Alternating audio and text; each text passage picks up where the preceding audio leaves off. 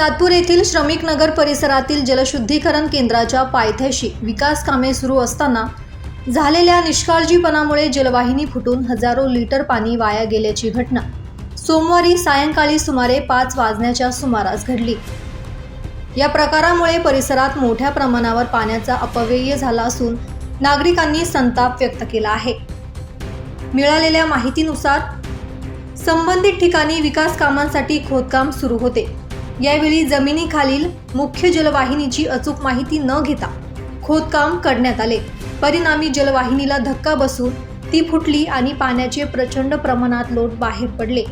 काही वेळ परिसरात पाण्याचे लोट वाहत असल्याचे चित्र दिसून आले।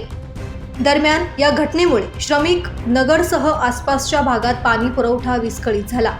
काही ठिकाणी कमी दाबाने पाणी पुरवठा होत असल्याची तक्रार नागरिकांनी केली, तर काही भागात पाणी पुरवठाच बंद झाल्याचेही सांगण्यात आले।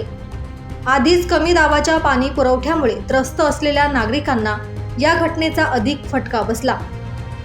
सामाजिक कार्यकर्ते कल्पेश कांडेकर यांनी सांगितले की महापालिका प्रशासनाच्या दुर्लक्षामुळे अशा घटना वारंवार घडत आहेत। एका बाजूला नागरिकांना पुरेसा पाणी पुरवठा होत नाही, तर दुसऱ्या बाजूला लाखो लिटर पाणी वाया जात आहे। संबंधित अधिकाऱ्यांनी लक्ष द्यावे। घटनेची माहिती मिळताच महापालिकेची कर्मचारी घटनास्थळी दाखल झाले आणि जलवाहिनी दुरुस्तीचे काम हाती घेण्यात आले।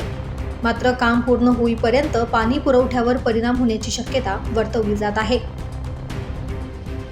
दैनिक भ्रमरसाठी प्रतिनिधी मंगेश एरंडे, सातपूर।